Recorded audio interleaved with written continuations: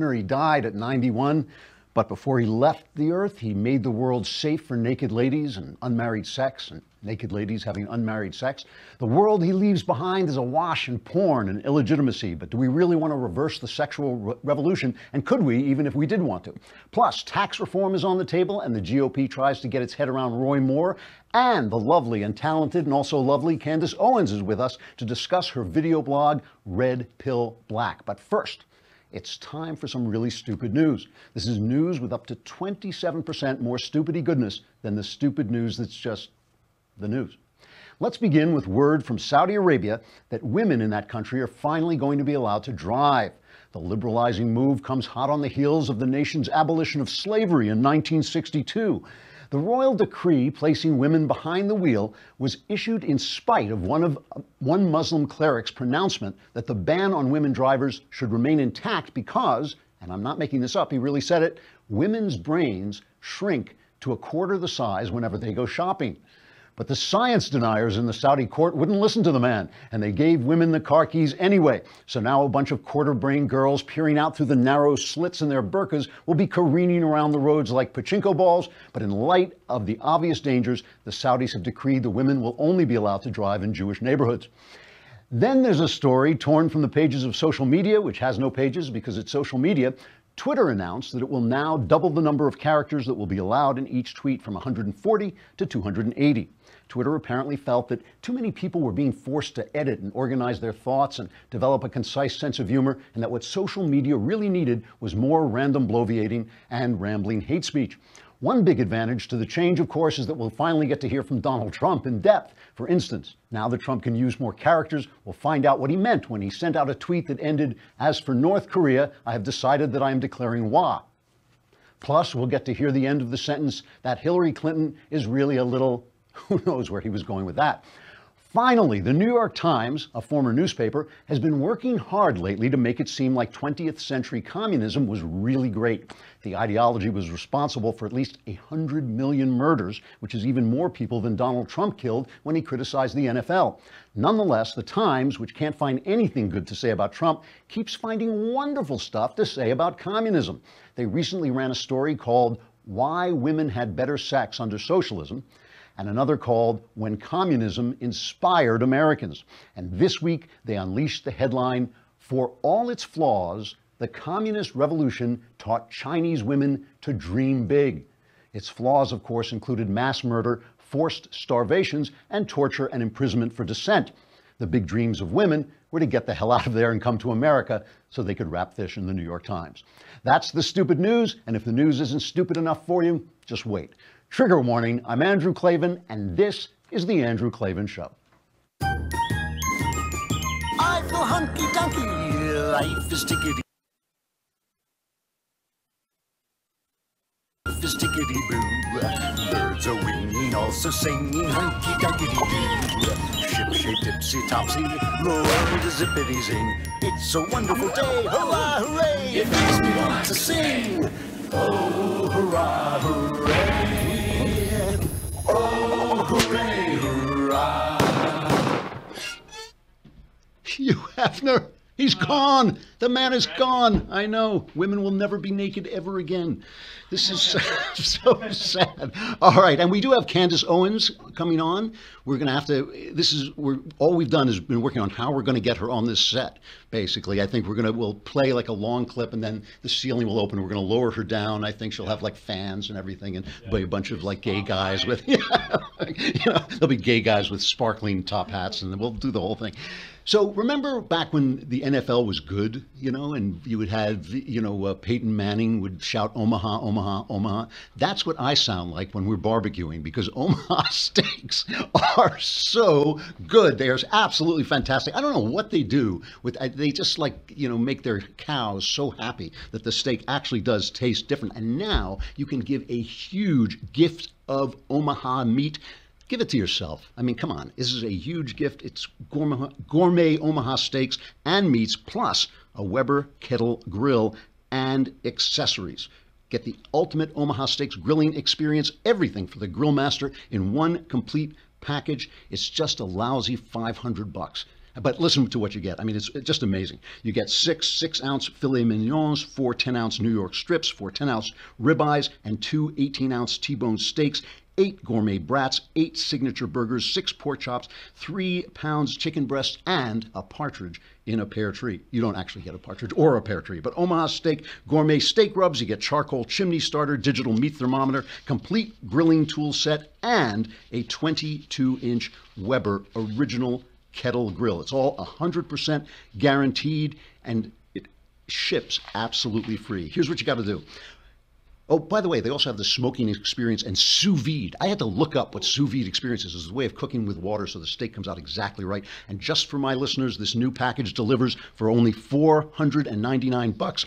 Pardon me. Go to omahasteaks.com, type in Andrew in the search bar, and choose your ultimate Omaha Steaks experience. Again, visit omahasteaks.com and enter code Andrew. By the way, the reason they do this, just so you know, is so they know we sent you, and it helps the show. It helps us when you do it, and also gives you this great deal. You type it in the search bar, and you get this one-of-a-kind experience. Lots of Omaha meat for just $500.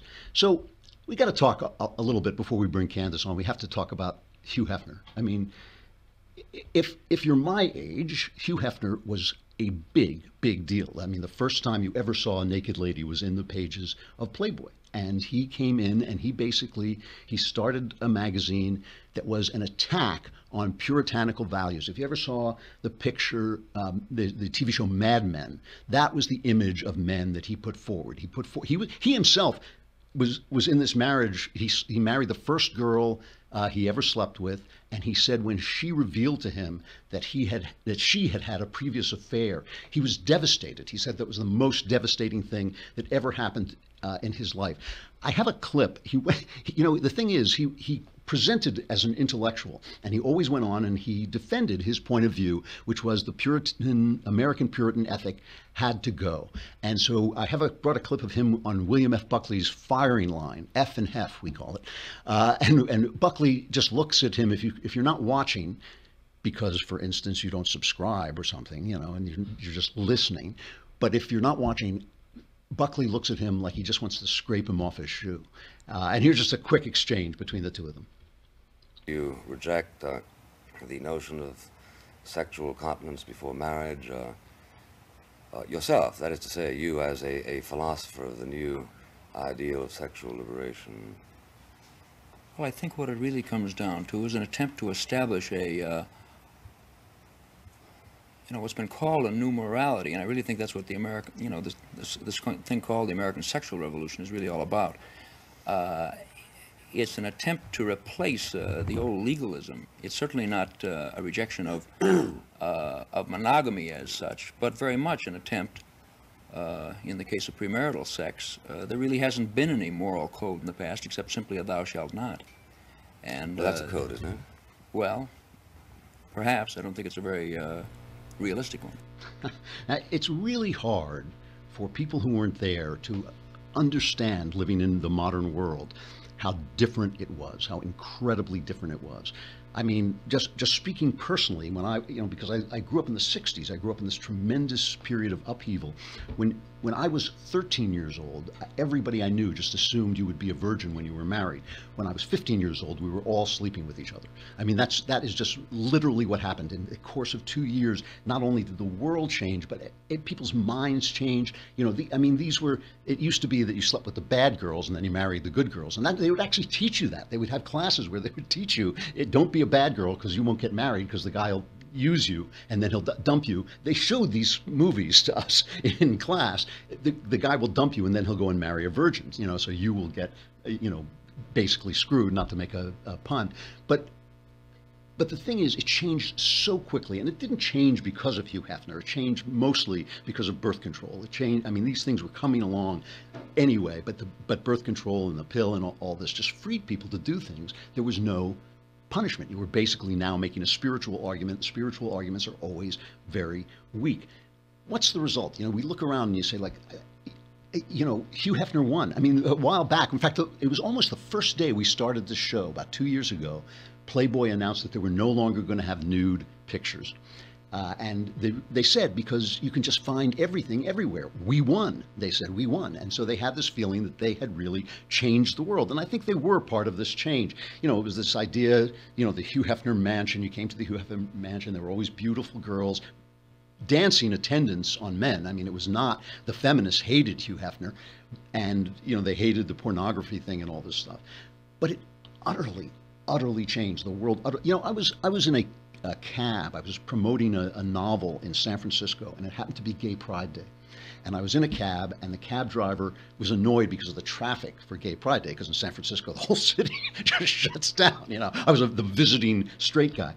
And he started to, you know, kind of try to get the feeling of where I stood on things, and he realized it was a conservative, so he could say anything he wanted, because, you know, conservatives let you express your opinion even when they differ with you. And he said, I think it's a shame that people define themselves and identify themselves in terms of their sexuality. And I said, yes, so do I, but I want you to know that when I was a kid, a cop could walk into a bar, a gay bar, wait until somebody propositioned him, and then arrest him. And the cabbie said, for what?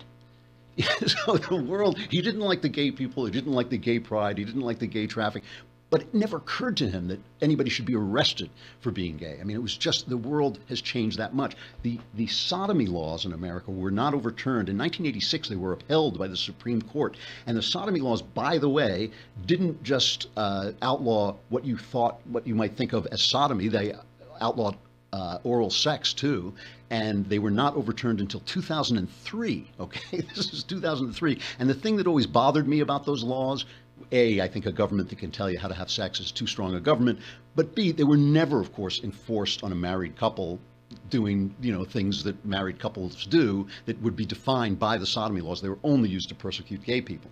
And so, you know, there's much about this world, obviously, that is better than that world. Women, when they were stuck in marriages, were stuck in marriages, you know. I mean, and I say women, men were stuck in marriages too, but they had a lot more latitude. But women, it was just harder for them to get out. A lot that has changed is positive. But you got to look at the world, and you see we are awash in pornography.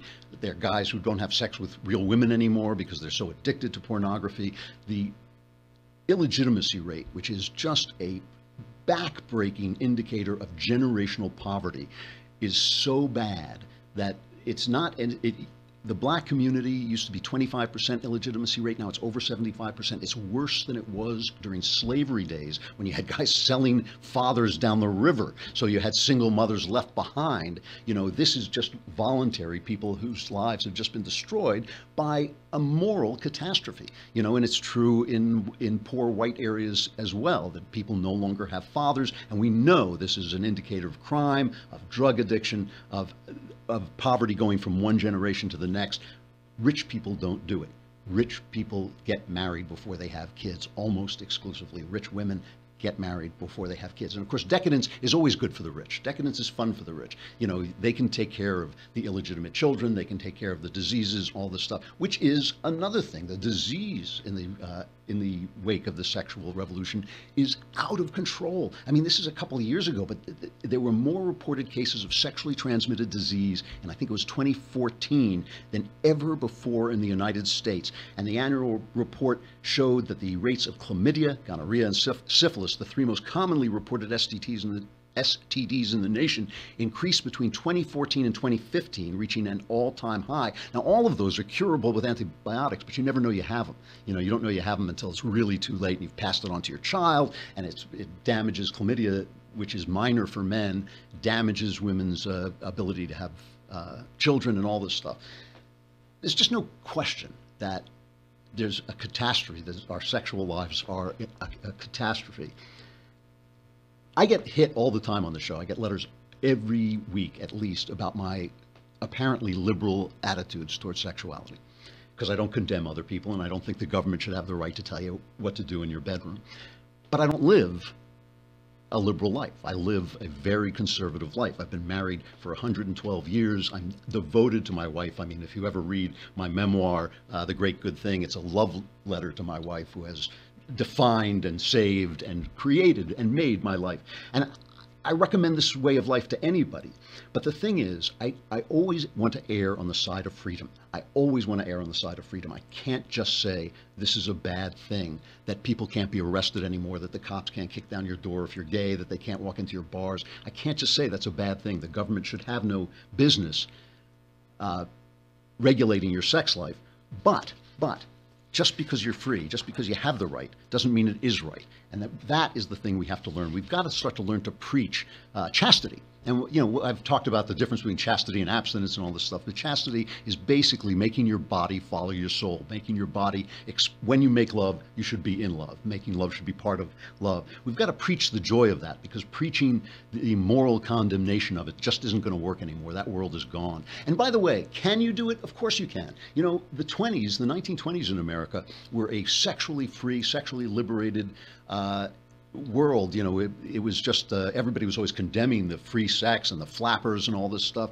By the 1950s, you had the peak of American society was a very restrained, very restricted world sexually. Same thing happened in the 19th century. In the late 18th and early 19th century, you had people preaching free love. I mean, the famous poet Percy Shelley was a big advocate of free love, and of course he destroyed every woman he came near because he dumped her when he got tired of her. That was free love. And they had children. One of his wives, one of his girlfriends killed herself.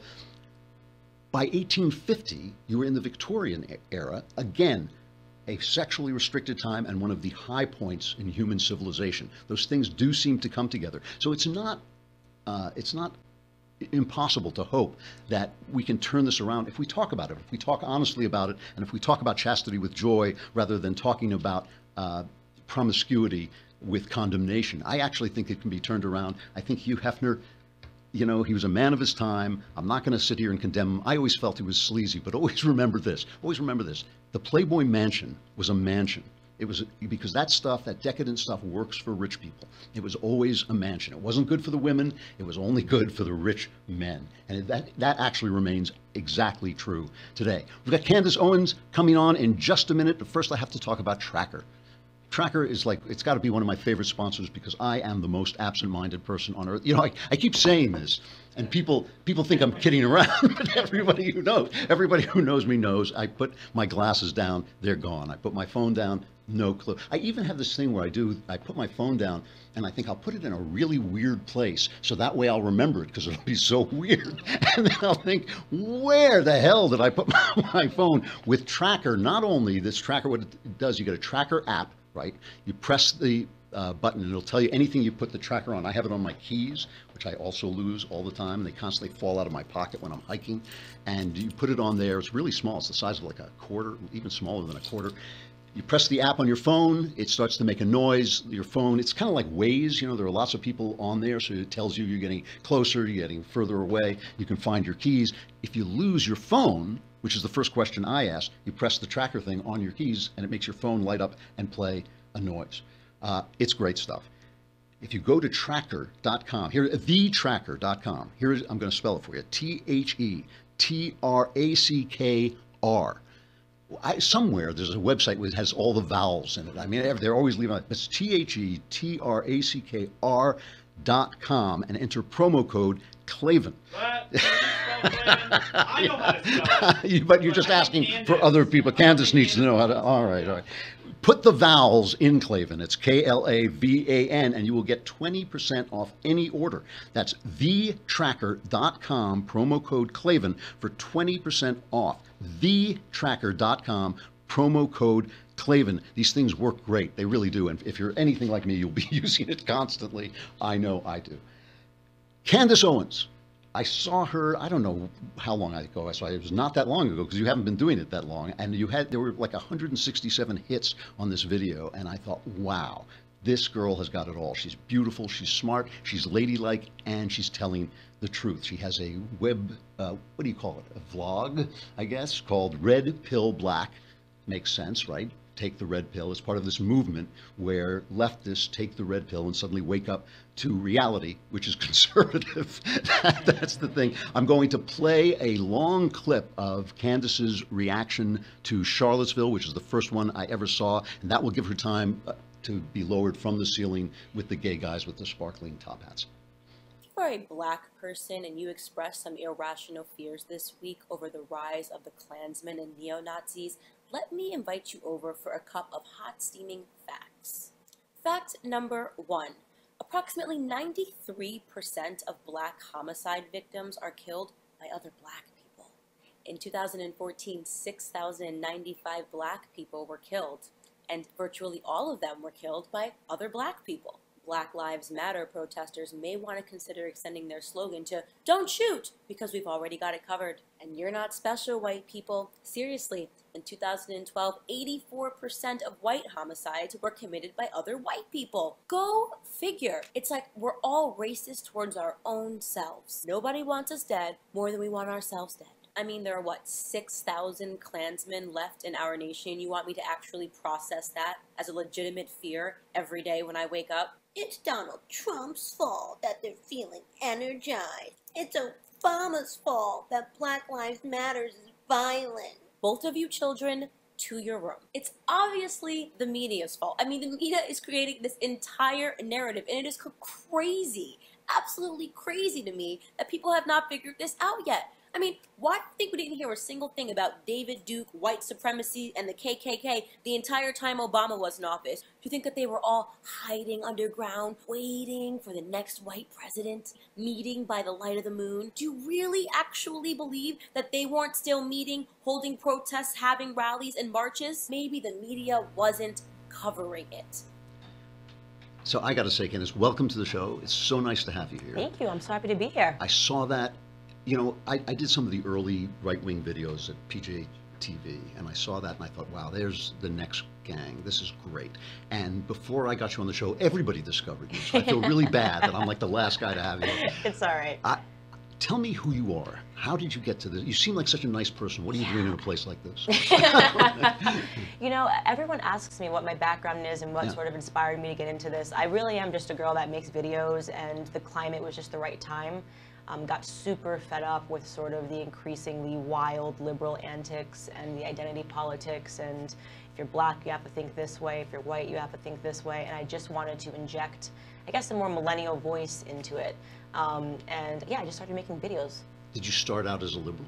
I did. I think everybody starts out as a liberal. There's that expression, Right. if you're not a liberal Right. when you're young, you don't have a heart. But I don't think I ever was a liberal, which I think might be true of a lot of people. They just aren't aware. If you're not actively involved in politics, you're not thinking about this stuff, you know, every single day, you just sort of assume that liberal means freedom, and why wouldn't someone want to be a liberal? The word sounds better than conservative, Sure. right? Like, you know, Yeah, so, I know. right? I'm a liberal. Right. But I've always been sort of a person that wants to be able to think freely. And unfortunately, you can't really do that when you're a liberal. You have to sort of become the person according to your gender or according to the color of your skin. So you're actually in a mental prison. Well, that's the thing. I mean, you are the target of you're the person the Democrats look at and she's ours. She belongs to us. You know, was there a road to Damascus moment? Did something happen? Yeah. So I always put on all of my social media pages that I was force-fed the red pill, and that's very true.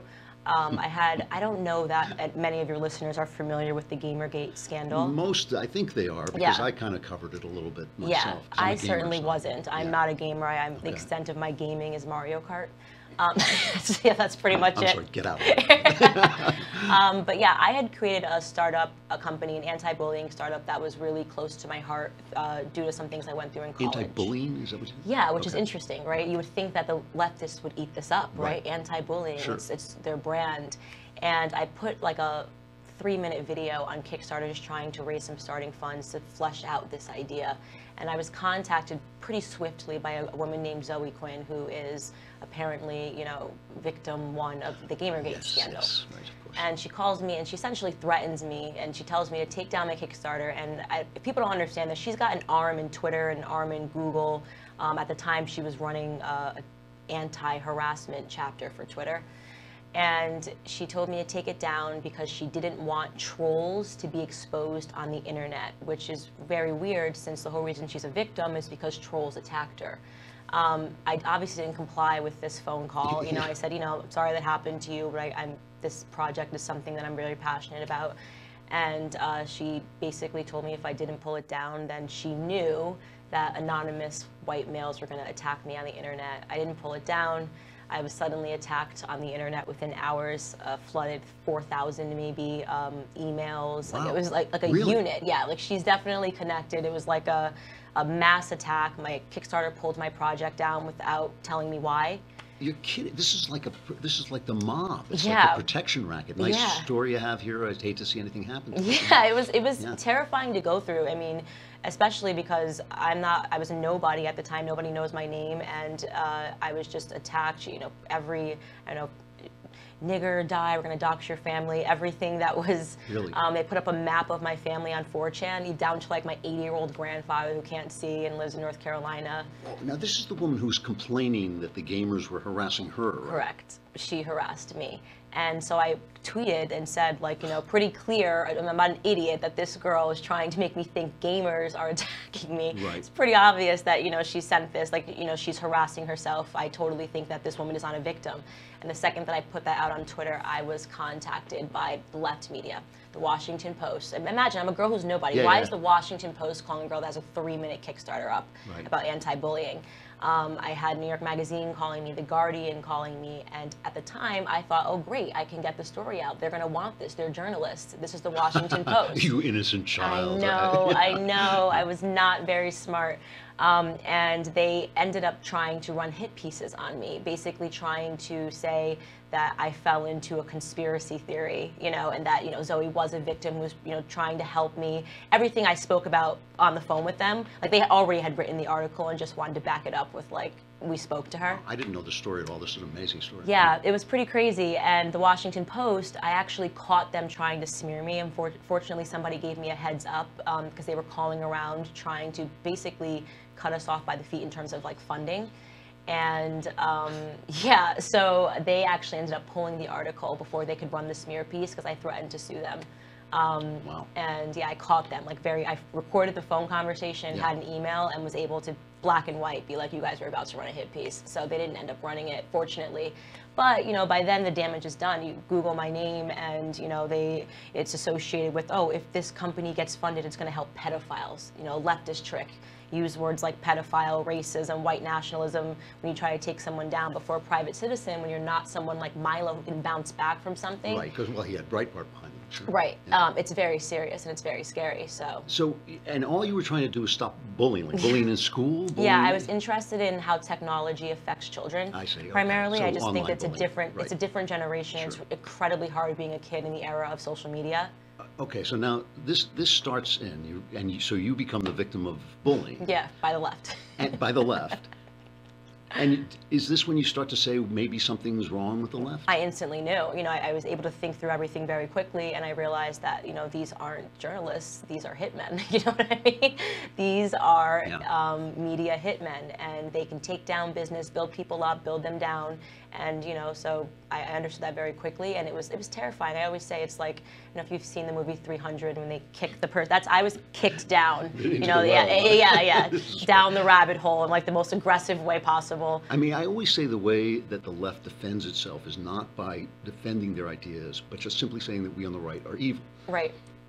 So would you consider yourself a conservative now? Or? Yeah, absolutely. Actually, the only people that covered what happened to me and wrote it correctly were the white nationalist Breitbart. A journalist named Alum Bakari, and you know, he reached out and he covered the story extensively and accurately. So imagine going to bed and thinking Breitbart is white nationalists and Washington Post are heroes, and waking up and finding the exact opposite. So it was a cool time. So let's start with Charlottesville. I mean, it's a takedown of the argument that white nationalism is a threat. I mean, it's obviously not. Yeah, I mean, I mean, they're jerks, but it's obviously not a big threat. Right? Yeah, it's insane. Yeah, the whole idea of that is just, you know, CNN still trying to process the fact that they lost the election. They told you not to vote for Trump, you did. So now they have to make good on all of their threats. If, you know, when he was running, if you vote for Trump, it's going to be the KKK is coming back, the surge, he's a racist, he's sexist, he's a misogynist. So now I feel they're just just trying to make it stick, you know. So they're showing up wherever the KK is. They've always been in America, you know.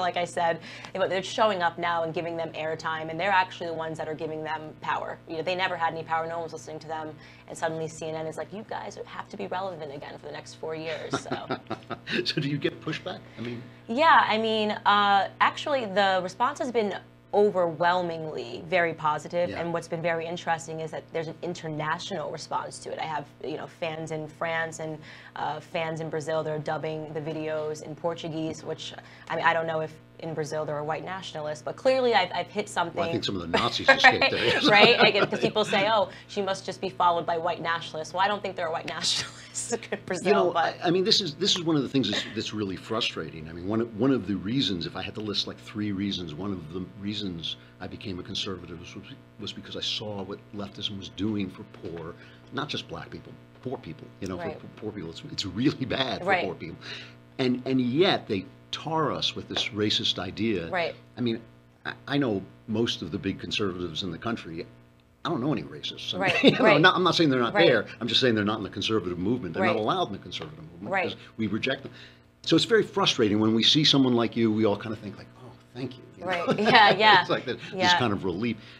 You also attack feminism, though. You horrible person. Yeah. I hate feminism. I mean, and I want to be very clear. Old and tried and true feminism, of course. Yep. You know, that's why I'm able to vote. That's why, you know, but that's not what it is anymore. You're able You to can't. vote? Who did How'd that happen? Yeah. No, I'm sorry. But you know what it's become. People think that you can just like use the word and completely change its meaning, and suddenly like, oh, you still have to back it because it's feminism. You know, I'm like, this is not feminism anymore. This is like a crazy attack on men. You know, it's breaking down families. It's stressing women out. You know, like, you know, have a baby, get right back to work tomorrow. You know, and I don't think it's good. I just find it to be toxic. And God forbid you say you're not a feminist. And they care more about the word than they do about, you know, the fact that women are, you know, you think they'd support me. I'm an African-American woman. I am an entrepreneur, but they don't want you unless you say that you're a feminist. And the causes are all, you know, BS. It's just, I absolutely hate feminism. I think it's so toxic. I'm so over it. Lena Dunham, like she's unbearable, you know. And nobody watches her show. This is what they don't tell you. Every article says what a hit it is, but it's not. Nobody saw it. Yeah. So does this? I mean, I had terrible problems. I lost friends. I've lost family. I lost jobs over this. Has this been a problem for you in personal ways? I mean, I don't want to, you know. Yeah, no. Prime. So in terms of my family, they've been, you know, so supportive of me. Like, you know, my sisters are my best friends. My father, they disagree with me, but, you know, they support me. I think I have maybe one cousin who thinks I'm like a coon and I'm lost, which is fine. It's like, you know, I haven't seen him in like 10 years, you know. In terms of my friends, I had to shed them, you know. So I wouldn't even say, once you understand liberalism, I've always had differences with them, and I never understood that it was because I was a conservative thinker. I believe I value hard work, I value logic, and if you value those two things, you can't have liberal friends because they constantly feel attacked, right? They're in this state of this victim state at all times, and so having basic conversations like this can turn into tears, you know. You know what I mean? You're just like, whoa, we're just talking about facts here, and they really deeply and truly value their feelings over facts. That's the whole. You know, right there, yeah. No, it is, and it does induce. I think it actually induces psychosis. I mean, I think some of the stuff we're seeing on universities is psychotic, but it's not psychotic like you were born that way. It's psychotic like you were made. Yeah, and that's what's sad to see is that I think that they're not conscious that it's happening to them. So it's almost like they're sleeping. It's like a state of hypnosis, and it is definitely inducing a real psychosis. Like, people joke and they say liberalism is a mental disorder, but it's not a joke. Like, it really is a mental disorder. They can't see the world for what it is. They can't have a conversation outside of their feelings, and, you know, and they feel attacked, literally attacked by facts. Right. You know. I know. You know? They feel that it undermines their virtue. Yeah, they would say, you know, Candace, you're aggressive. You know, you're very aggressive. I'm like, are facts aggressive? You know, is that, you know, that's an interesting adjective to select to describe a fact. So where do you stand on our president? I mean, this has been a dividing line for among conservatives. We argue about it here all the time. How do you feel about what's happening in the White House? I love Donald Trump. First off, I think he's hilarious. Yeah, There's he is something that hilarious. is just like, people always say I'm refreshing. I find him to be so refreshing because he's not reading from a script, right? Like, I mean, Barack Obama was a salesman, He knew how to get on the podium. He could tell you exactly what you wanted to hear. And that's problematic because then you don't really know what's going on. You can't differentiate between, what's true and what's not. And I think the thing that I like the most about Donald Trump is that he's not afraid to say the things that need to be said, Yeah. I love the fact, right now I'm doing a video that'll be released later today about, the NFL kneeling. I love that he just says that this is wrong. It is wrong. This isn't a debate. It's absolutely wrong, And for a president to have the balls, to get out there and say, this is BS, these people shouldn't have jobs, I commend him on that. I think that makes him a really strong leader. Yeah. So where do you go from here? I mean, one of the things is the media has been changing so much. I mean, most of what I do now didn't exist when I started. All I ever wanted to be was a novelist, and I had a great career as a novelist. It's terrific, but all this stuff didn't exist before. What do you see yourself doing next? I definitely want to do a lot of public speaking. I have some public speaking events coming up, and I'm comfortable there. I was behind the scenes before I started making these videos. I was giving speeches across the nation about these sorts of topics, racism, feminism, why I do believe or don't believe in these kind of notions of liberalism. But yeah, I don't really know. I'm kind of just riding the wave. Yeah, I'm trying not to make any, mistakes along the way. I'm sure I will. Well, by the way, I'm totally happy to make mistakes. I want to seem like super attainable. And I think where I can inject my voice somewhere differently is I think with people like Ben Shapiro and Milo and Charlie Kirk, they hit these college campuses and they speak to conservatives. I'd like to speak to liberals. Yeah. I like to speak to black people, and get in their faces and say, here's my story, I'm one of you, I'm no different. Why am I here and you're there? Yeah, I have to say, if black people wake up to what Democrats have done to them, the Democrats are the worst thing. I mean, there's it's unbearable. The party will vanish. The party will vanish. That's why they have to keep accusing us of racism, because otherwise people might listen to what we're actually saying. Right, and it really is just an education thing. People have to speak to them. You have to get on their level, and I think it does have to come from an African American because they can't hear it if it's coming from a white person. Right. Yeah, I'm sure. I think you're a rock star, Candace. You're really terrific. Your videos are great. I think you're going to go far, and I'm really happy you came on and talked to me. Although I'm really miserable you came on so late. After I discovered you, I made you what you are. Thank you. I have no idea how we're going to get you off the set. We wanted to lift you up through the ceiling, but I think you're just going to have to walk off through the camera. I'm just going to walk off. All right. Slowly walk off. Thank you so much. It's a pleasure. Thank you. I don't think we can end. Candace Owens is red pill black. What am I looking at? I'm looking at this camera. That's what you're telling me. Okay. I wondered what that was. I thought it was a sniper. Where is red pill black? You can find it on YouTube. We got to talk briefly about tax reform. Donald Trump came out with this, and you know what I want to say? It's too early to really judge where this tax reform thing is going. They put out these numbers, and one side says it's going to help the rich, another side says it's going to hurt the rich. It's going to be too much. But I just want you to notice the difference between the way they rolled this out and the way they rolled out health care, because this is what Trump knows about. This is what he cares about. He cares about this a lot more than health care. He basically is fine with government health care. But here's Donald Trump making his speech, rolling out tax reform, and you can just see he's much more comfortable with the whole thing. This is a once-in-a-generation opportunity, and I guess it's probably something I could say that I'm very good at. I've been waiting for this for a long time. We're going to cut taxes for the middle class, make the tax code simpler and more fair for everyday Americans, and we are going to bring back the jobs and wealth that have left our country, and most people thought left our country for good. We want tax reform that is pro-growth, pro-jobs, pro-worker, pro-family, and yes, tax reform that is pro-American. And he's much more detailed. He had a much more detailed thing of what he wants. He had a red line. He said he wants the corporate tax rate down to 20%, which is only in keeping with it's around the average of the world. I mean, we have the highest corporate tax rate in the world at like 35%. The average is something like 22%. So bringing it down to 20%, he had said he wanted 15, but putting the red line at 20% is not that radical. It's not radical at all. It would really help and he's also making provisions to bring some of that offshore money that left because of Barack Obama, to bring some of it back. And Chuck Schumer did his usual routine. When Donald Trump was talking about this plan over the last few days, he talked about focusing on the middle class and not helping the wealthy. The plan is a major disappointment because it so deviates from everything the president said. He's walking the walk. He's talking the talk, but this plan shows he is not walking the walk. Do people ever get tired of Schumer coming up with these little clever phrases and everything like that? I don't think they do. I mean, he always sounds the same to me. He always sounds like this.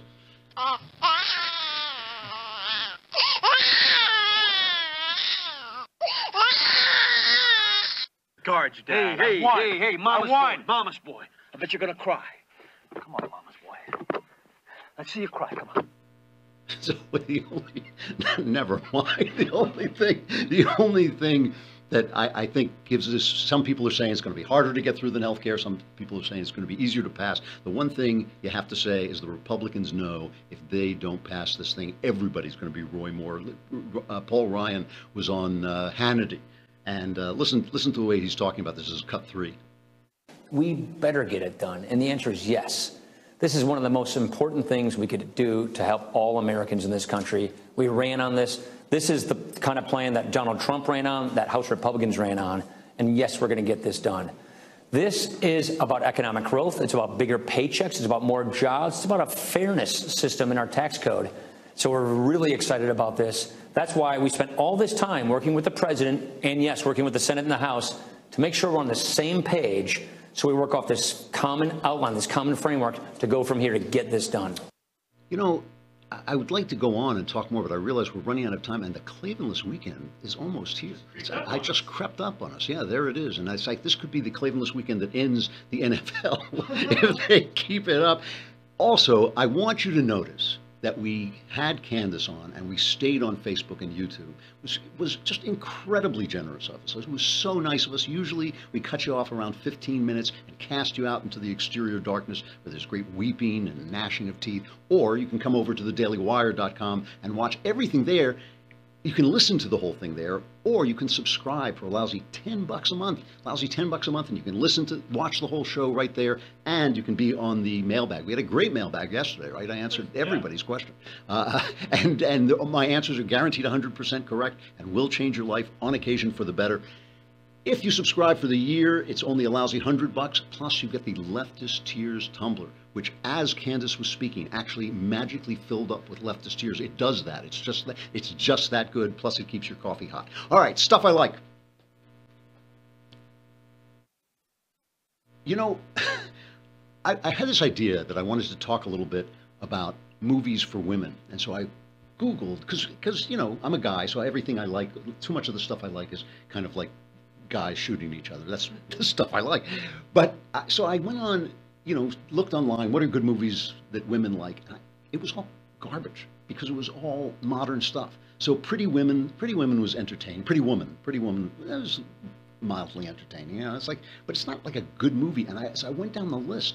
I couldn't find a good movie. So I thought, like, I wonder how many women have ever seen some of the great, what used to be called women's films of the golden era of Hollywood, because they're so much more adult, and men can watch them because they're good. So you can actually, I mean, to me, when I watch a romantic comedy today, it is like having a nail driven into my head. I would rather, I've talked about the fact that when I worked for Sally Field, I had to go and watch her movie about the hairdressing place, and I spent the entire movie with my ear pressed to the wall because they were playing Glory in the next theater over. So I was listening to the war movie, you know, and I just feel that since feminism, movies for women are just for women, and movies for men are just for men, and it didn't used to be that way. You know, old movies, I mean, these are movies so old, they're before my time, I mean, which was really old, and like, these are really old movies, but they're just adult, and they're based on scripts and all this stuff. So I brought, now Voyager is actually one of my favorite films, and it is a complete soap opera. Bette Davis, the beautiful Bette Davis, plays this dowdy, ugly, old maid, and with a domineering mother. And she just is on the verge of cracking up because her mother will not get off her case. And this heroic psychiatrist, played by Claude Rains, comes in and basically takes her out of the house and transforms her, and she becomes the beautiful Betty Davis. And it's an amazing story. It goes on. It's got some of the most famous lines in movies in it. Here's just a little bit of the scene where her niece, I think it is, comes in and is teasing her for being this dowdy old woman, even though she's actually a young woman. And Betty Davis just cracks up with Claude Rains and her mother watching. What's this? A hangover, I believe it is. And Charlotte's got the shakes. Go on, torture me. Go on, torture me. You like making fun of me, don't you? You think it's fun making fun of me, don't you? Nice work, infant. I didn't mean... We've always ragged Aunt Charlotte. It was just a game. A nervous breakdown. No member of the Vale family has ever had a nervous breakdown. Well, there's one having one now.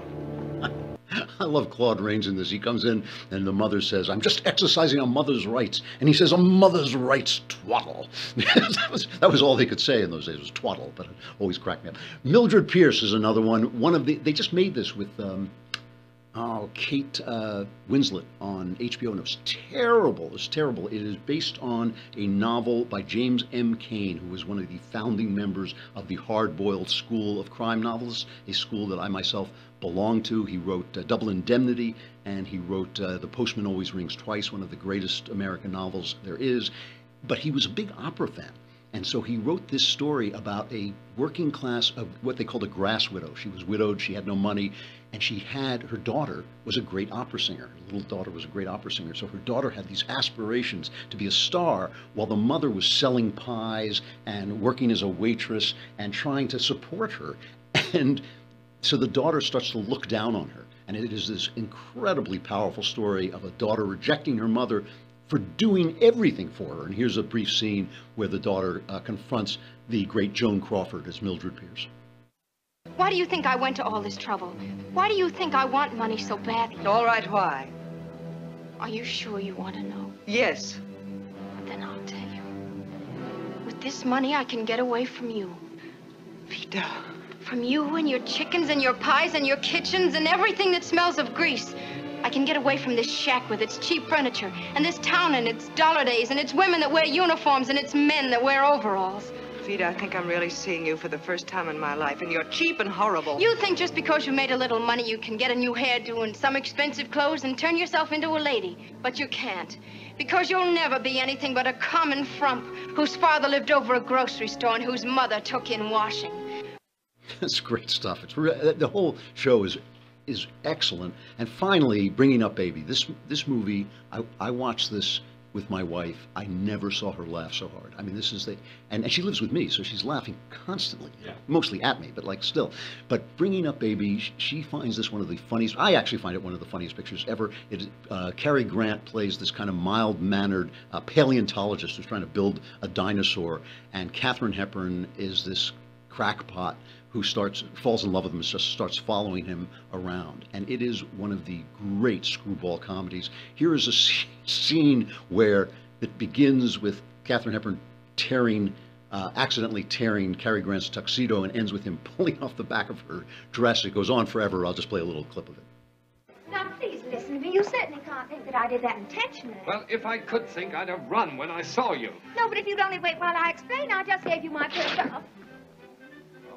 Oh, you've torn your coat.